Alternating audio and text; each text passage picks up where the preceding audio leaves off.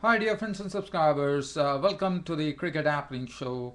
And before I start off the preview of the fourth and final test between Australia and India, which is going to be starting at the Adelaide Oval today, I would like to give you some breaking news, and that is Sri Lanka, coming from Sri Lanka, Tilgatne Dilshan has decided to quit his captaincy, and Mahela Jayawardene, of whom much was being talked about that he might be made the captain. Finally, yes, that has happened. Mahela Jayawardene has been named the captain for the tour of Australia, where they are going to play a triangular series which involves India too. Well, now let us go for the preview of the Australia versus India clash. Is the final test match which is going to be played here at the Adelaide Oval. There are a lot of new things happening which I will be talking about. Well, for India, they get one last chance here in Australia to save some face. They did it. They couldn't do it against England. England dropped them. Well, India get their last chance against Australia here at the Adelaide Oval in the fourth test to redeem something. Well, they definitely have problems. Now, the problem here is that Mahendra Singh Dhoni, who was actually has been suspended for slow over rate, has been replaced by wriddhiman Saha, the wicketkeeper. So he's the a new face there in the Indian side. And then we have a new captain, Virendra Sehwag, will be leading the team. And one has to only see whether Virendra Sehwag coming in as the captain of the Indian team brings some luck to the Indians. What Dhoni was lacking. If Virendra Sehwag could get that luck going, that would be something India would take it. Now, as far as changes are concerned in the team, there was a plan probably to drop W7, but VVS Lakshman is such a great person, great player. I don't think that should be the right way. There was a possibility that Rohit Sharma might replace, but then the selectors have decided to stick to VVS Lakshman, from a lot of. I think he's one of those great players, and dropping him for the fourth test at Adelaide would be something which would be like injustice to VVS Lakshman, according to me. Now, the other thing, Sachin Tendulkar gets one last opportunity probably in Australia in a test matches to actually score a 50, so score a century, his 100th century, which has been eluding him. And for India, as I said, they are the ones who have to really work hard, turn the equation, and probably get one win under the belt. It's not going to be easy. I'm told, as you know, in Adelaide pitches normally initially it gives a lot of help to the bowlers. The groundsman has said that there would be some spin available later, so that's the precise reason Ravichandran Ashwin is back into the mix. Vinay Kumar, who made his debut, will be seated. He will be in the benches there, and Ravichandran Ashwin comes back. The team composition, like Virendra Sehwag, he's not got a good knock.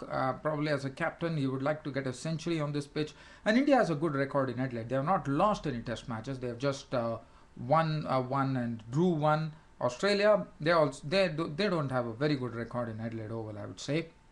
Uh, Gautam Gambhir was looking good in the other match. Rahul Dravid. Now Rahul Dravid has been a real story as to such a tremendous technique that Rahul Dravid and Sachin Tendulkar possesses. But Rahul Dravid, time and again in this series, he has been clean bowled. So that is a very big question mark on Rahul Dravid.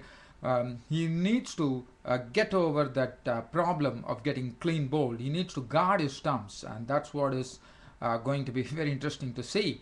VVS Lakshman already talked about. Virat Kohli was looking very good the other day. He got into some good form with his bat, with making 75 odd runs. Wriddhiman Saha gets an opportunity to show his keeping behind the sticks, and also probably he should be able to. And one has to see how he acclimatizes or actually suits himself to the Australian pitches with pace and bounce. And then the pace attack. Zahir Khan, who has always been the pace ace for India. Ishant Sharma has been looking good but has been trifle unlucky. Umesh Yadav bowled splendidly in the third one-day international. And Ravichandran Ashwin will strengthen the batting, bowling and fielding department once he comes in.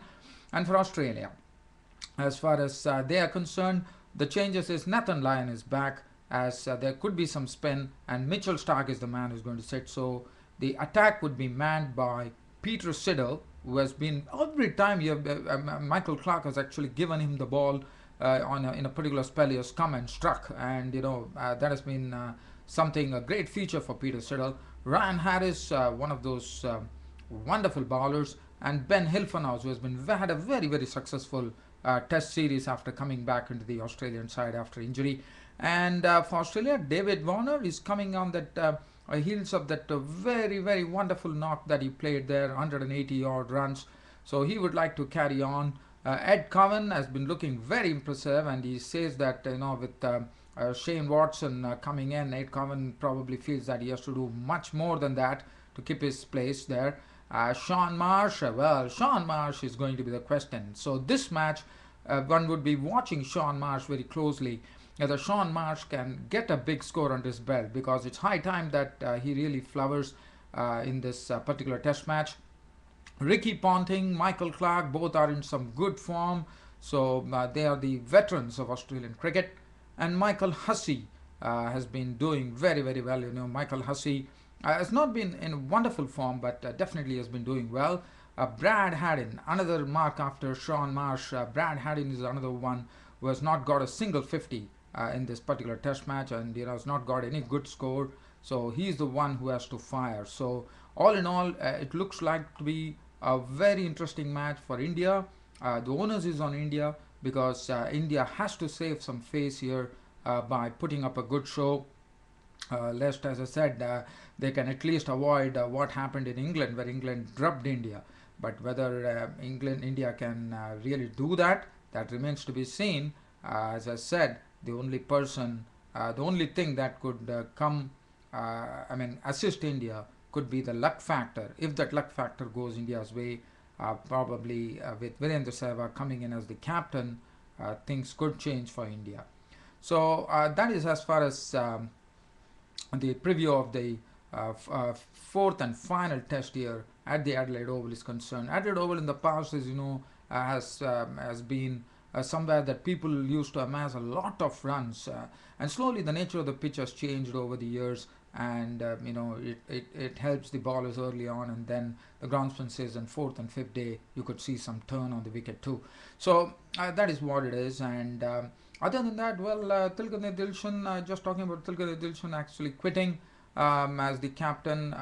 He has not been having a very good run as captain, but yes, they definitely got one Test victory against South Africa. Then yesterday they had a successful 300-run chase, two consecutive successful 300-run chases. So that all augurs well for Sri Lanka. But Jayawardene is another cool head, and and Sri Lanka probably are going for a thorough overhaul there. As you know, the whole selection committee has been changed. The chairperson of the Sri Lankan selection committee has been changed. There are also talk that Sean Marsh's father, Jeff Marsh, who is actually coaching Sri Lanka there, will also be replaced by Ford as the manager. So there are a lot of things happening. Whether these things, there's a lot of changes happening in Sri Lankan cricket, right from the top to the bottom. And now Mahela Jayawardene is the new captain of the Sri Lankan cricket team for the tour against Australia, which involves a triangular series between India, Australia and Sri Lanka. And what a series that is going to be. Well, on this note, dear fans, friends and subscribers of the Cricket Happening Show, this is your host Ram saying goodbye. Thank you.